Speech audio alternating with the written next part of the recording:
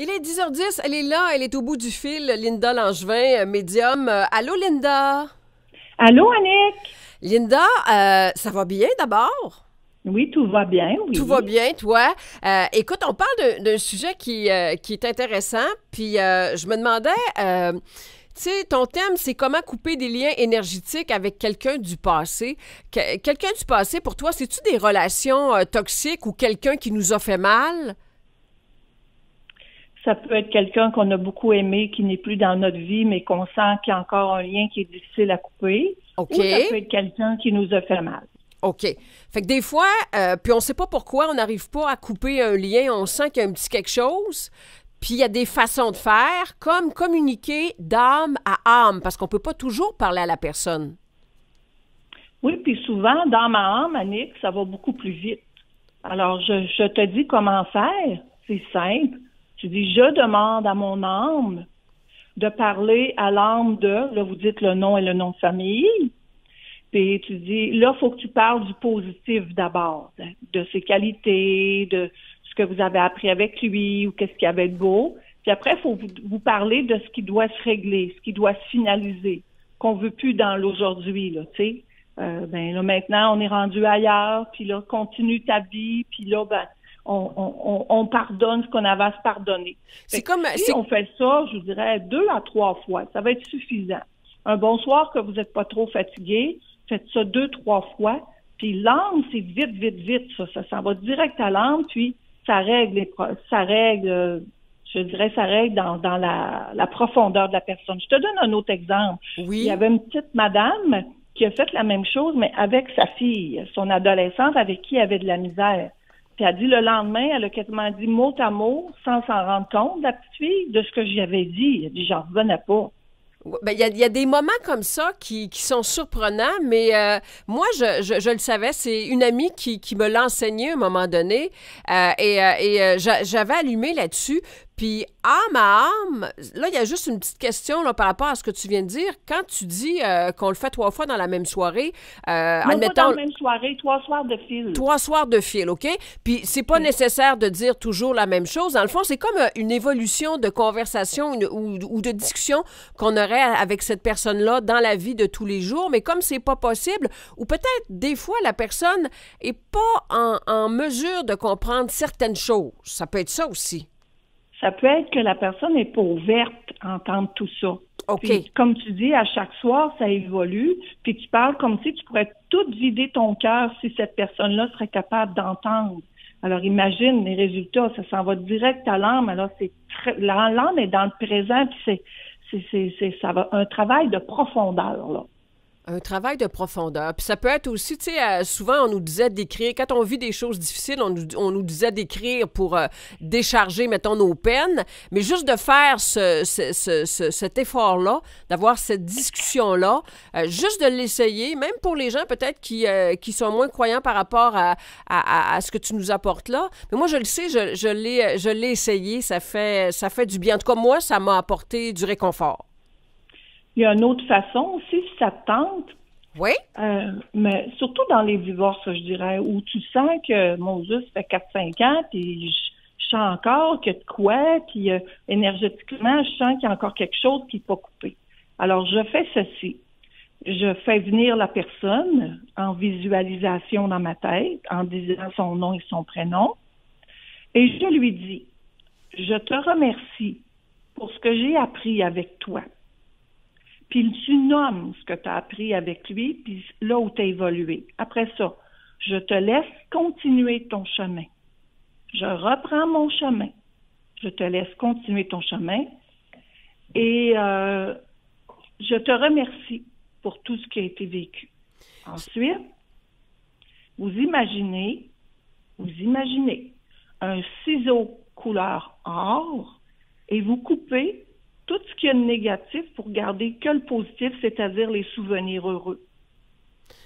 C'est important, la reconnaissance, tu sais, pas juste la colère ou les frustrations, mais de commencer par les belles choses parce qu'il est arrivé des belles choses.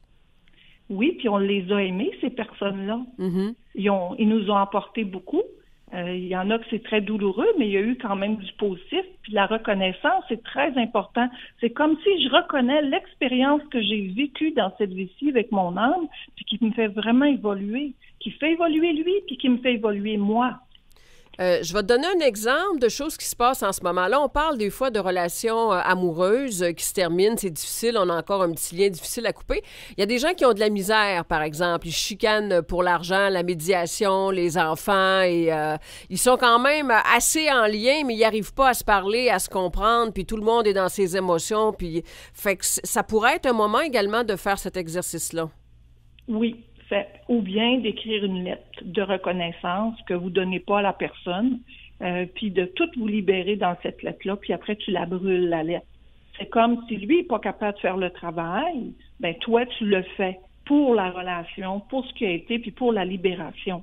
Parce que tu libères, puis tu te libères pour avoir du nouveau dans ta vie. Sinon, tu vas toujours répéter les mêmes choses. Aussi, je rajouterais, il y en a qui disent, Moses, c'est bien réglé notre affaire, puis on s'est bien parlé, c'est bien réglé, mais à tout bout de champ, il y a une pensée qui vient de lui, qui vient vers moi. Ça, c'est des liens énergétiques. Ou c'est juste que la personne pense à toi, puis toi, tu reçois ça. Fait que c'est pas du négatif, là, mais c'est pour ça que tu reçois ces pensées, ces idées-là. OK. Puis là, tu voulais me parler également des sortes de blessures, puis les masques de protection qu'on a mis sans le savoir des fois. C'est tellement intéressant. Je t'enverrai la feuille. Je vais la lire aujourd'hui, là, puis je t'enverrai la feuille qu'on va mettre sur ton site, OK? OK. Alors, la blessure d'injustice, on a plusieurs qu'on a vécu ça. Ça a pu créer de la rigidité, puis donner une personne un peu tranchante dans sa vie. Ça, c'est le masque. Devient rigide. L'antidote, c'est la souplesse, c'est l'ouverture et la réceptivité. La blessure d'humiliation a pu apporter un sens critique profond et une facilité à se laisser faire mal. Fait que c'est des gens qui sont comme très vulnérables. L'antidote, valorisation, l'amour de soi, se donner des permissions, sentir que vous êtes digne de ce bonheur. Ça va, je continue? Oui, continue, je t'écoute. La blessure d'abandon a pu créer une dépendance affective. Alors, ce qu'on voit, c'est que les gens, ils sont dépendants affectifs, ils portent même pas un masque, on le voit facilement. Antidote, l'autonomie et la valorisation. La blessure de rejet a pu créer une personne fuyante qui s'en va avant d'être rejetée. Pour être sûr de ne pas être rejetée, elle va se tasser. On voit ça dans les relations amoureuses qui se terminent toujours, là, pour toujours les mêmes genres de personnes. Énormément souvent, je pense qu'on voit ça souvent. L'antidote, faire face, s'amuser, communiquer. La dernière, la blessure de trahison, ça c'est difficile. À créer du contrôle peut être une personne qui a un masque, qui devient une femme ou un homme narcissique. L'antidote, lâcher prise, faire confiance, accueillir, accueille ce qui est beau dans ta vie. Alors ça, c'est les blessures qui ont créé des masques. Tu dis, pourquoi qu'elle-même, elle? Pourquoi lui est comme ça? Ben, c'est parce qu'on les connaît pas, les blessures de ces gens-là, qui portent de cette vie-là, puis des fois qui portent, excuse-moi, mais de d'autres vies aussi. De d'autres vies antérieures. Et ça se peut aussi, je t'écoutais nommer certaines blessures. Il y en a qui en ont plusieurs. Oui, puis il y en a qui en ont pas juste une. Et c'est pour ça qu'ils reviennent tout le temps. Ils se réincarnent tout le temps, tant que c'est pas fini de régler toutes ces blessures-là, que c'est quand même profond, là. T'en parles dans la traversée du Je suis? Dans la traversée du Je suis, j'ai l'exercice de l'âme à âme, j'ai l'exercice du bonhomme allumette aussi qui aide à couper les liens. Alors, ça, j'en parle dans ce livre-là, puis ça aide beaucoup. Il y a une affaire pour la culpabilité aussi, j'aimerais dire. Oui. On en a tous un peu à certains moments de notre vie, surtout par rapport à des choses passées.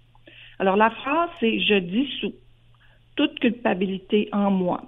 J'ai toujours fait mon possible dans tout événement. Alors, je me libère définitivement. » Et ces phrases-là, tu vas nous les envoyer tout à l'heure?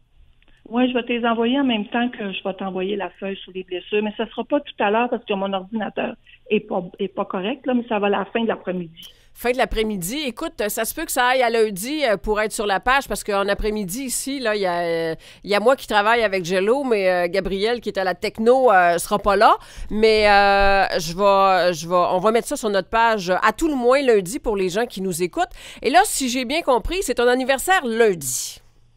Oui, lundi, j'aurai 59 ans. 59 ans. Écoute, je veux te souhaiter un bel anniversaire, puis je vais te poser une question parce que on s'en parlait rapidement avant de prendre le téléphone, Linda.